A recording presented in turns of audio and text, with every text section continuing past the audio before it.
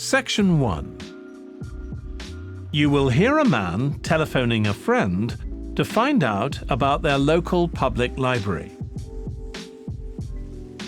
First, you have some time to look at questions 1 to 4. You will see that there is an example that has been done for you. On this occasion only, the conversation relating to this will be played first. Hello? Hi, Susie. It's Paul here. How are you? Enjoying your new job? You're working at the library, aren't you? Yes, I started when the library reopened a month ago. It's great.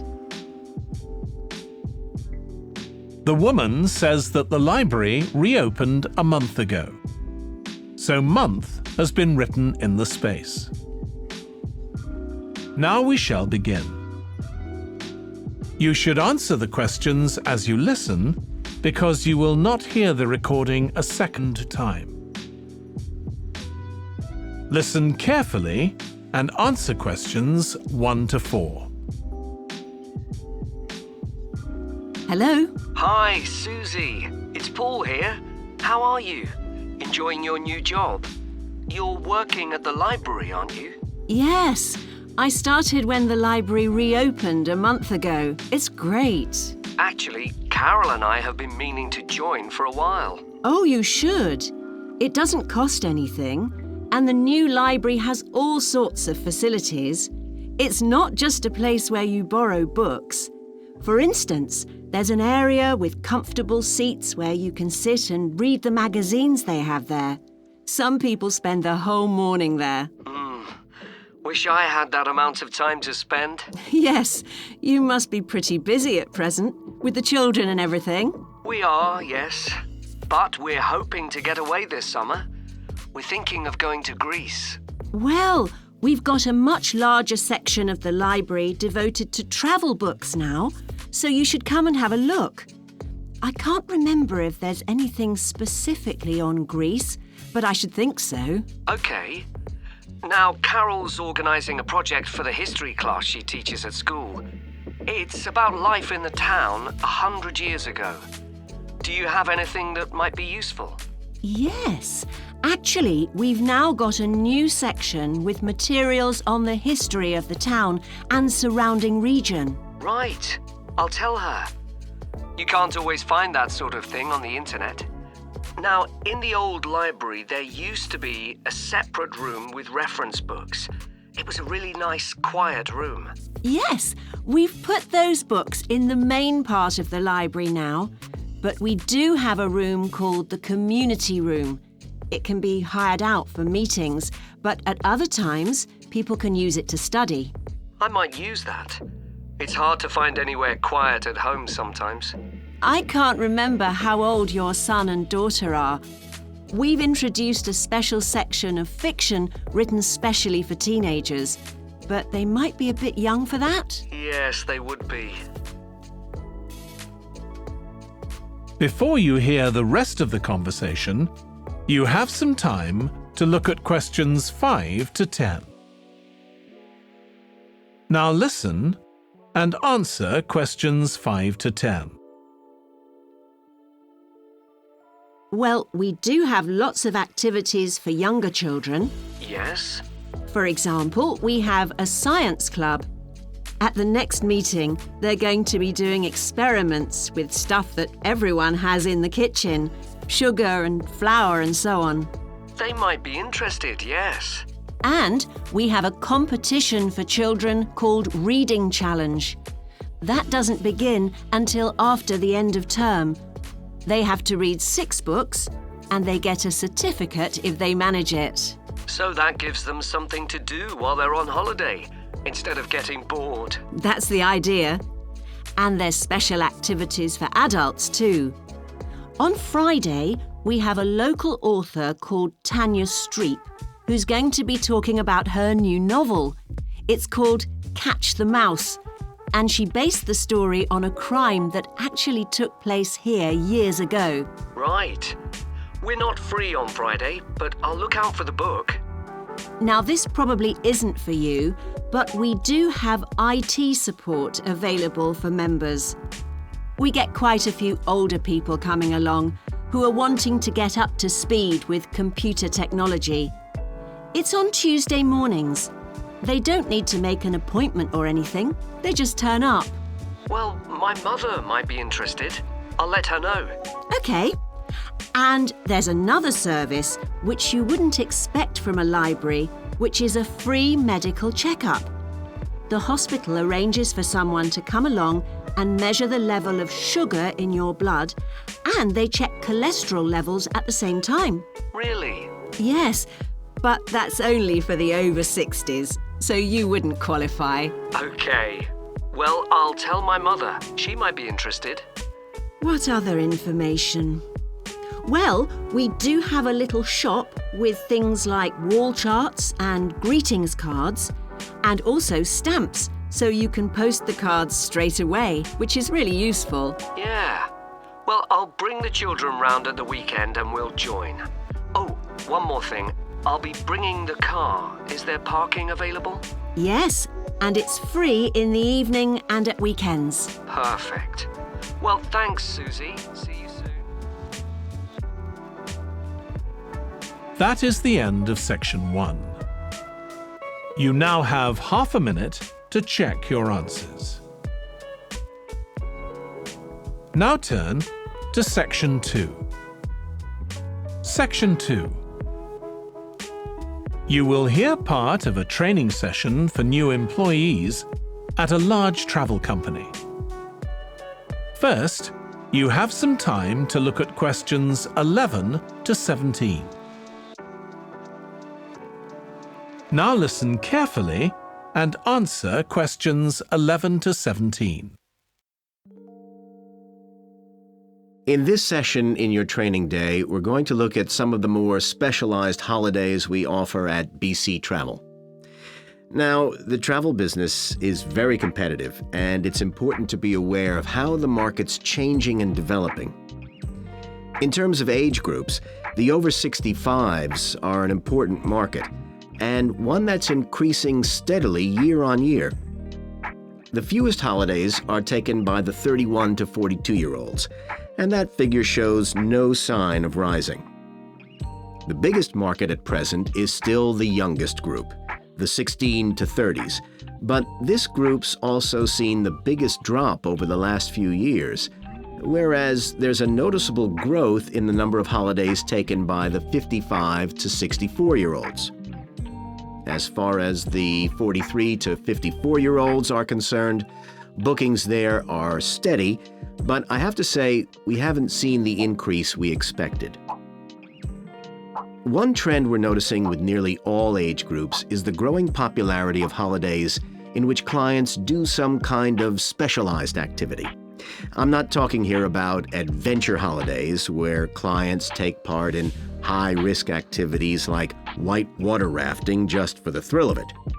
Activity holidays usually involve rather less high-risk sports or things like art and music. They're not necessarily cheaper than ordinary holidays, often the opposite in fact, but they do often take place outside the main tourist centers, which gives an opportunity for clients to find out more about the local people and customs. And many say this is one of the most positive features of these holidays. Of course, they offer the chance to develop a new skill or talent, but clients often say that more than this, it's the chance to create lasting relationships with other like-minded people. That's the main draw. Let me give you some examples of BC travel activity holidays. Our painting holidays take place in 4 different centers in France and Italy, and they're very popular with clients of all abilities from beginners onwards. We've got an excellent team of artists to lead the classes. Some of them have been with us from the start, and 5 additional ones will be joining us this year so that we can offer a greater number of classes in each center. As far as cooking holidays are concerned, I know a lot of agents offer holidays where clients cook recipes related to one particular country, usually the one they're staying in, but we focus on dishes from a great many different ones. Apart from that, you'll find the usual emphasis on good quality organic ingredients. That's more or less a given nowadays, and there are generally some meat-free recipes included. Our photography holidays take place in a wide range of countries from Iceland to Vietnam, and clients have the opportunity to see some stunning scenery. Groups are small, no more than 8, so clients can have one-on-one tuition during the holiday, and excursions are arranged with fully trained guides. At the end of each holiday, an exhibition is held of the photographs taken so that clients can see one another's work and receive valuable feedback from the tutor. Before you hear the rest of the training session, you have some time to look at questions 18 to 20. Now listen and answer questions 18 to 20. Finally, let me tell you about our fitness holidays. In Ireland and Italy, we run one-week general fitness classes for all ages and levels of fitness. Clients start the course with a consultation with a trainer, and together they draw up an individual program. As well as improving general fitness, clients find that they end up losing much of the stress they've built up in their daily lives. In Greece, we have a 2-week holiday for clients who want to do something about their weight. This has all the features you'd expect, like a personalized diet program, but one of its most popular features is that the exercise classes are all held on the beach. People say it's far preferable to being in a gym. Finally, we offer several holidays in Morocco. One very popular one is the mountain biking holiday. Bikes are provided, and there are different routes according to people's ability. We offer one which is tailored to the needs of families, which is particularly popular. Okay, so that's about all the time I have today, so thank you very much. That is the end of section 2. You now have half a minute to check your answers. Now turn to section 3. Section 3. You will hear 2 tourism students called Natalie and Dave talking about the tourism case study they are doing. First, you have some time to look at questions 21 to 26. Now listen carefully and answer questions 21 to 26. Dave, I'm worried about our case study. I've done a bit of reading, but I'm not sure what's involved in actually writing a case study. I missed the lecture where Dr. Baker talked us through it. OK, well, it's quite straightforward. We've got our focus. That's tourism at the Horton Castle site. And you said you'd done some reading about it? Yes, I found some articles and made notes of the main points. Did you remember to keep a record of where you got the information from? Sure, I know what a pain it is when you forget that. OK, so we can compare what we've read. Then we have to decide on a particular problem or need at our site. And then think about who we're going to interview to get more information. OK, so who'd that be? The people who work there? And presumably some of the tourists too? Yes, both those groups. So we'll have to go to the site to do that, I suppose.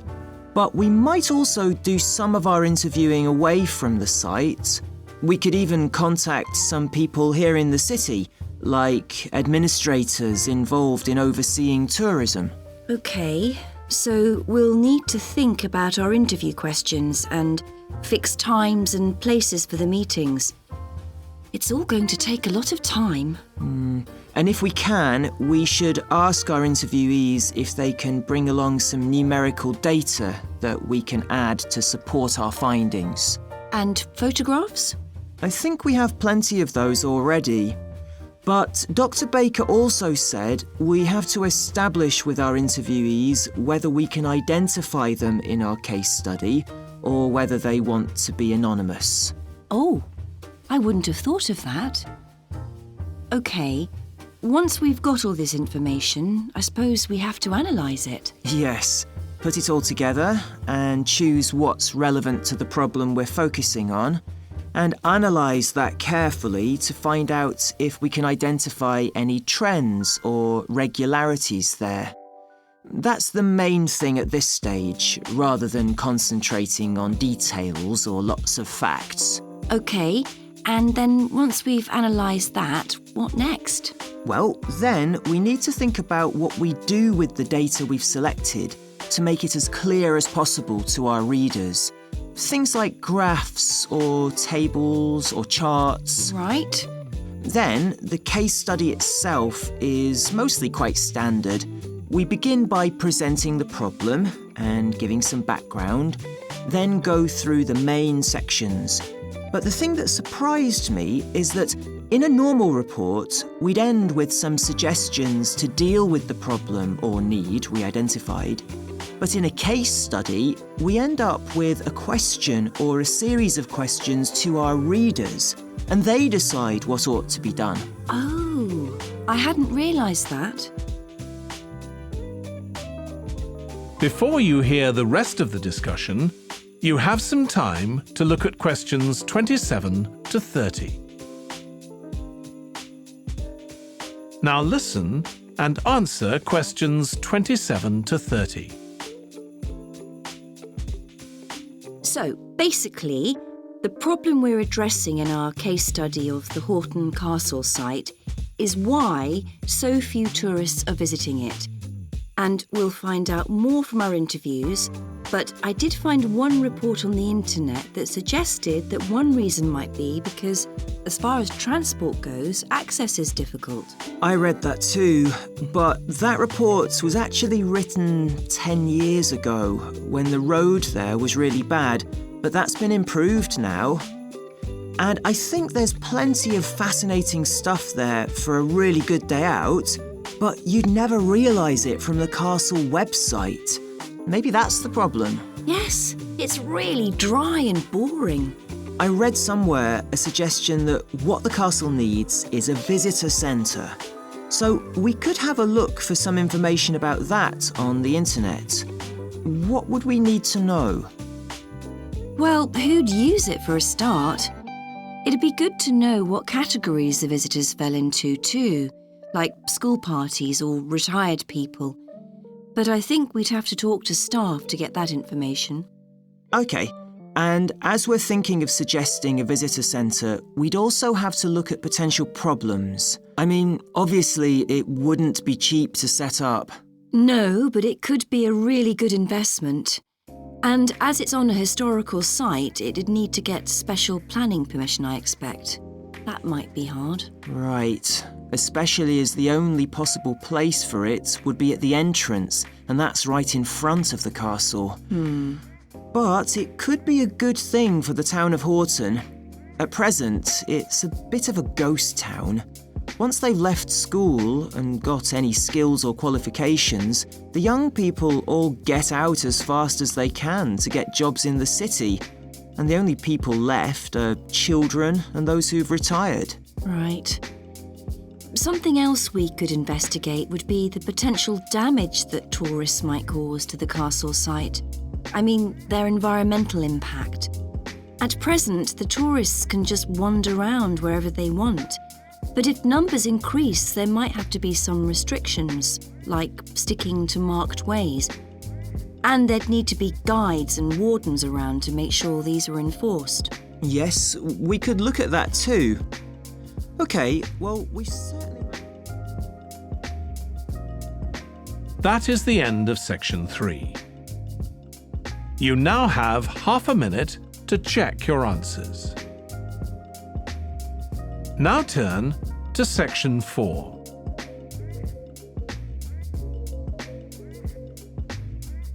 Section 4. You will hear a lecturer on an environmental studies course discussing how birds are affected by environmental change. First, you have some time to look at questions 31 to 40. Now listen carefully and answer questions 31 to 40. OK, so we've been looking at how man-made changes in our environment can affect wildlife.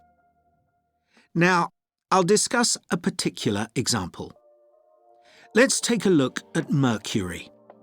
Mercury's one of the 120 or so elements that make up all matter, and it has the symbol Hg. It's a shiny, silvery substance.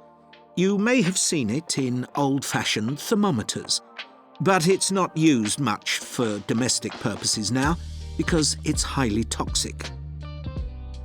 But the problem is that the amount of mercury in the environment's increasing. The main reason for this is the power plants used to produce electricity. The main source of energy that most of them use is still coal, and when it's burned, it releases mercury into the atmosphere. Some of this gets deposited into lakes and rivers, and if it's ingested by a fish, it's not excreted. It stays in the fish's body, and it enters the food chain. So, it's been known for some time that birds which eat fish may be affected. But what wasn't known until quite recently is that those that eat insects can also be affected. So, a woman called Claire Varian Ramos is doing some research on how this is affecting birds. And rather than looking at how many birds are actually killed by mercury poisoning, she's looking for more subtle sub-effects. And these may be to do with the behaviour of the birds, or with the effect of mercury on the way their brain works.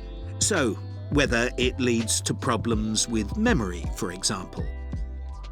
And she's particularly focusing on the effects of mercury on bird song. Now, the process of song learning happens at a particular stage in the bird's development. And what you may not know is that a young bird seems to acquire this skill by listening to the songs produced by its father, rather than by any other bird.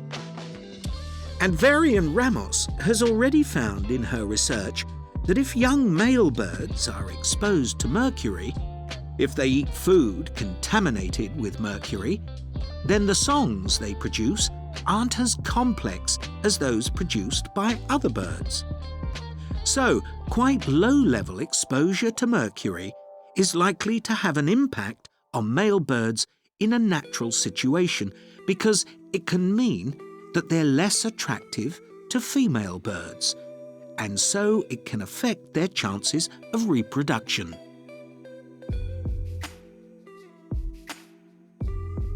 Now, the way she's carrying out this research is worth thinking about. She's using a mixture of studies, using birds kept in laboratories and studies carried out outdoors in the wild. The lab-based studies have the advantage that you don't get all the variables you would in a natural setting. So the experimenter has a much higher level of control, and that means they can be more confident about their results in some ways. And of course, they don't have to worry about going out and finding the birds in order to observe them. So, what are the implications here for humans? Well, because many birds are migratory, they may be transporting mercury far from contaminated sites. For example, it's been found that ducks who'd been feeding at a contaminated site were later shot by hunters over 1,000 kilometres away and presumably eaten. But these birds likely had mercury levels high enough to warrant concern for human consumption. In addition, going back to song learning by birds, we saw that this may be affected by mercury contamination. Well, we also know that in humans, mercury causes developmental delays in the acquisition of language. And in fact, this process is very similar in the brain regions it involves, and even the genes that are involved. But mercury contamination has other important implications for humans as well. It's now known that an unborn child can be affected if the food eaten by its mother contains high levels of mercury, and these effects can be quite substantial. In the end, it comes down to whether more value is placed on human economic well-being or environmental well-being.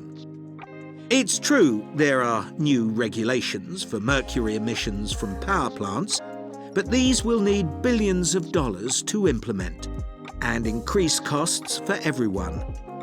Some argue that's too much to pay to protect wildlife. But as we've seen, the issues go beyond that, and I think it's an issue we need to consider very carefully. That is the end of section 4. You now have half a minute to check your answers. That is the end of the listening test.